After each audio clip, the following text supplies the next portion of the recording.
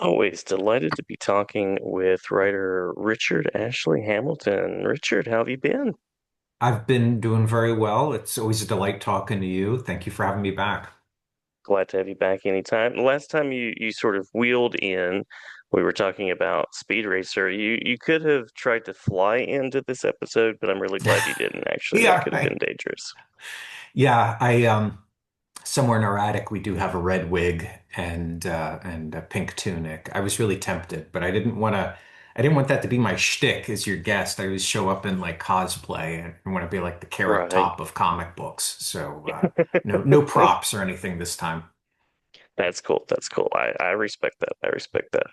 We're talking about Leo da Vinci, Renaissance Kid on this episode. So this is Yeah, a great looking book, and I know that you've put a lot of time into it. And it's also there it is, yeah. very Salieri looking figure on that cover too. Very, Oh yeah. uh, yeah,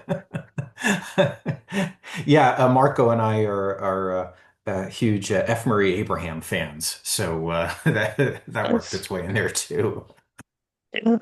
Um, this is a bit of a departure. Usually you're writing in like science fiction worlds or as we Yeah, mentioned, Speed Racer. So what was it like to take on kind of the youth-oriented biography experience?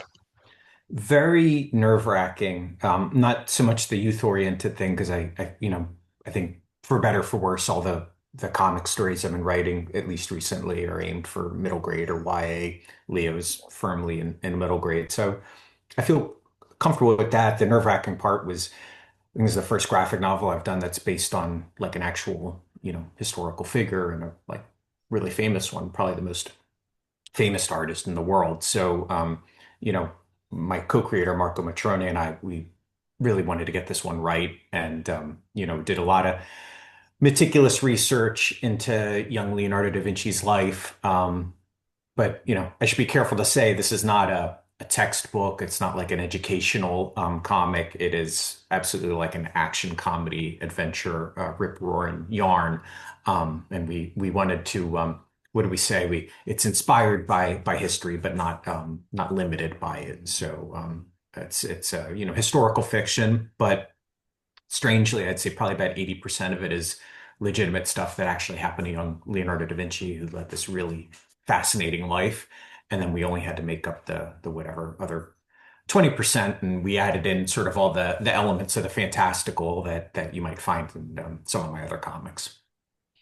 Yeah, yeah, the youth orientation is always interesting, and I know from just a little reading of my own that Leo was around, I think, 14 when he was beginning this path of apprenticeship. Is that somewhere around the Yeah, right right age? around there. So Leonardo da Vinci was born out of wedlock, which is something that defined a good portion of his life, and it's something that we get into here. It's kind of his personal journey through the story, what that means for him as an artist and a young man. But he spent his childhood living with his mom and his stepdad and all of his step siblings. I think there were 12 of them. All living in a farmhouse in Vinci. That's his hometown. That's what Leonardo da Vinci means, from Vinci. And then around that age, 12, 13, 14, somewhere in there, Leo's estranged biological dad came to visit him. Bio dad lived in Florence. And he said, "Great news, Leo. Got you an apprenticeship in Florence. You're coming with me." And Leo didn't really have any say in the matter. So he moved with his dad to the big city and was very much a fish out of water. And did it is part of the historical record. He had an apprenticeship with a guy named Verrocchio who ran this art studio in Florence, and this is at the height of the Renaissance. People are mass producing artwork almost like on an assembly line, so we have some fun with that in the story. But what I liken it to is it was almost like the streaming wars of the Renaissance, where there were all these rival studios making content, right? And competing for everyone's attention. And some of it was high art, and some of it was schlock, and there was everything in between. And some of it was meant to educate or elucidate. A lot of it was just meant to distract or even act as propaganda for the time. And so we play a little bit with that too. We try and draw a lot of parallels between what it was like being a kid growing up in the Renaissance and what it's like being a kid growing up right now. And there are a staggering number of similarities. Yeah, it sounds like you really kept that audience in mind, and I know as a parent, you also have that first-hand look as well as your own experiences growing up.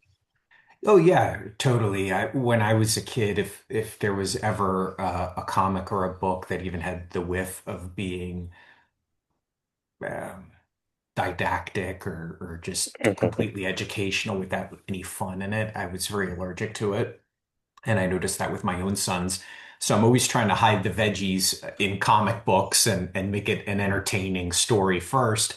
And then if our young reader happens to pick up some little factoids here and there, so much the better. That was another one of our goals going into this was, again, we didn't want this to be a definitive historical record of Leonardo da Vinci's life. We're just focusing on a slice of his childhood.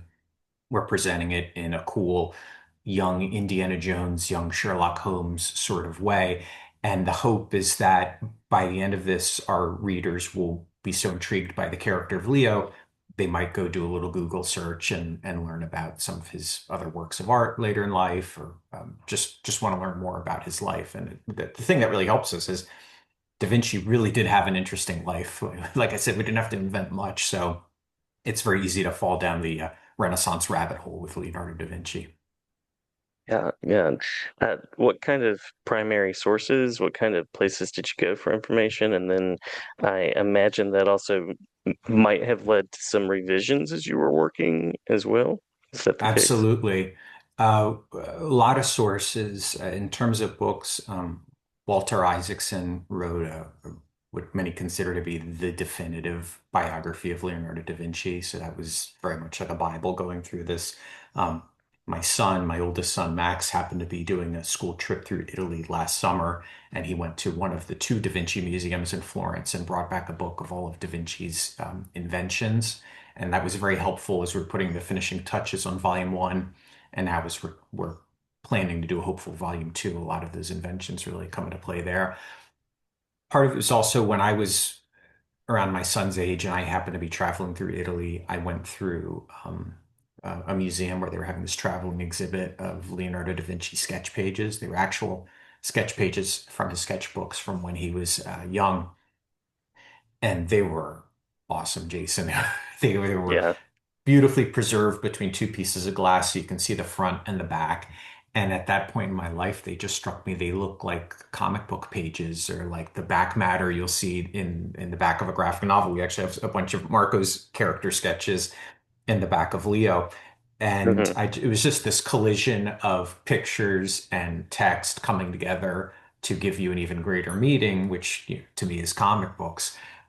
So that was a huge source of inspiration. And then our other secret weapon in all this is Marco is Italian. He lives and born and raised in Italy. He lives not that far from where Leo grew up and from Florence. And so and he Marco's a huge Da Vinci fan too. He even named his firstborn son Leonardo.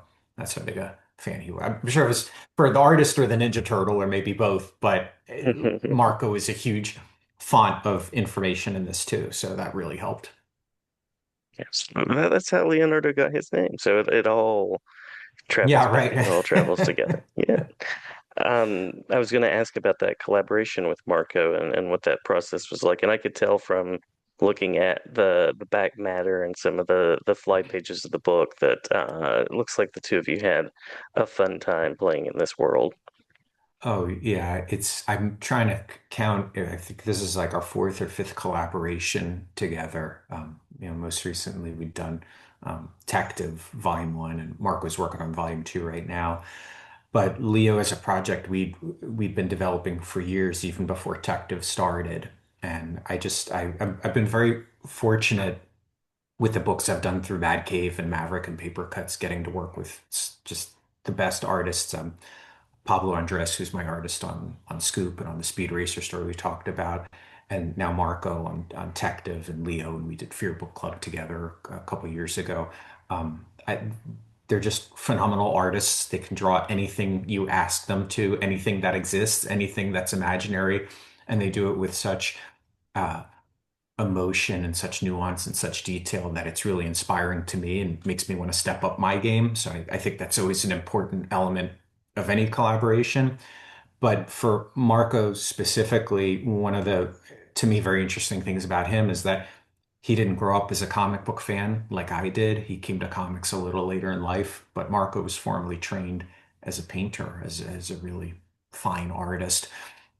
And so you can see that in his approach and just he does all the art soup to nuts, everything from the pencils to the colors, and just his approach is so unlike any other comics that are out there, either for kids or for guys like us.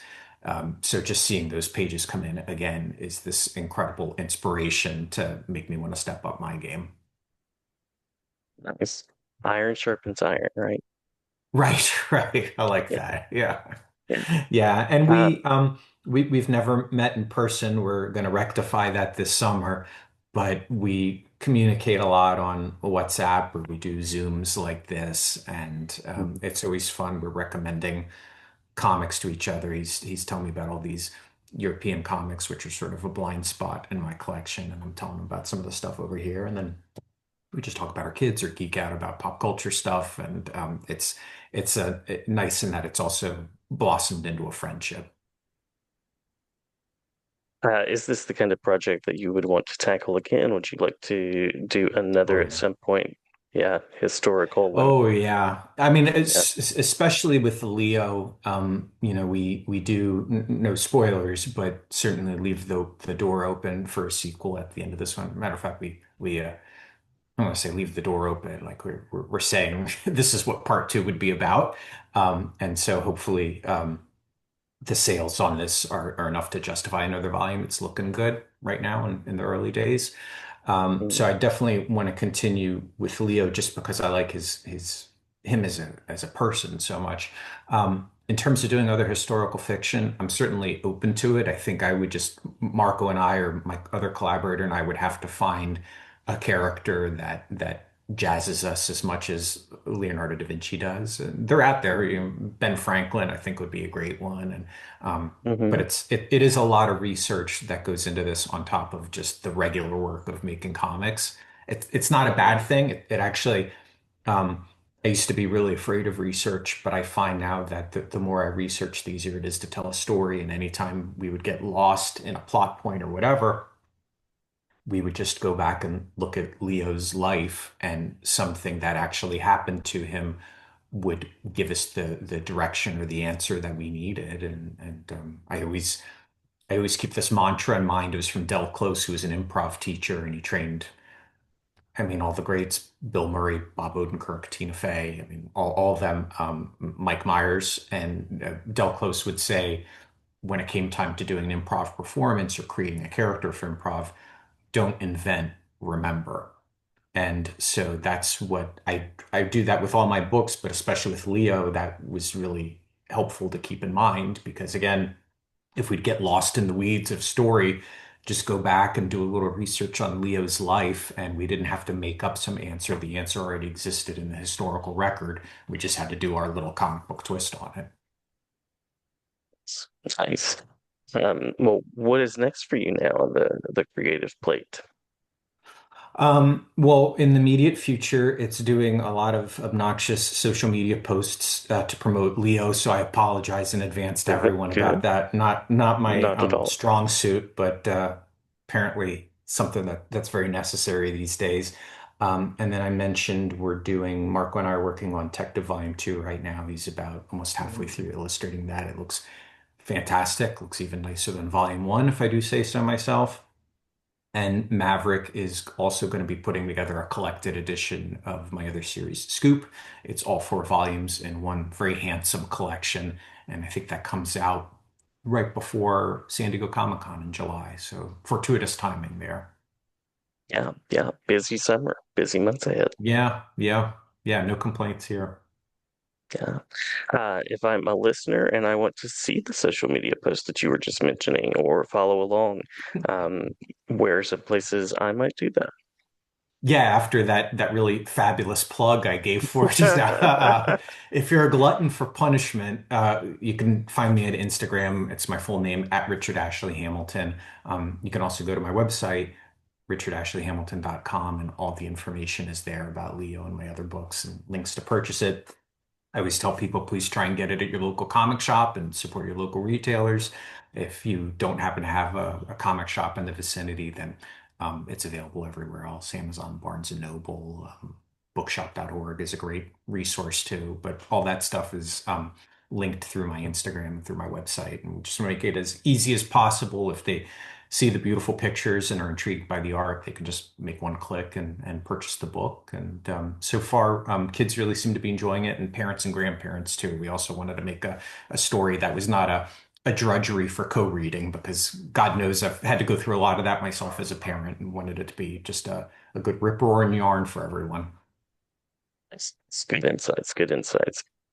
Richard, always glad to talk with you. Always glad to have you on. Anything that we've missed that you want to make sure to include?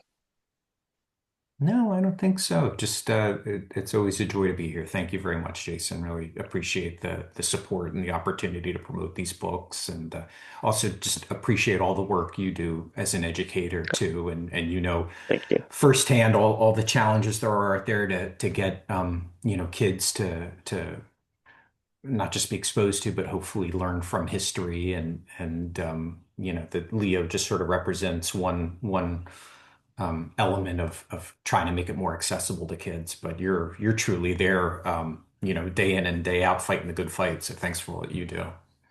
Well, thank you for the kind words. Thank you for the kind words. And I know that lots of educators listen in, so I'm amplifying that as well. And you're always welcome here. The invitation is always open. Thanks, I appreciate it. I'll be back for sure. Sounds great.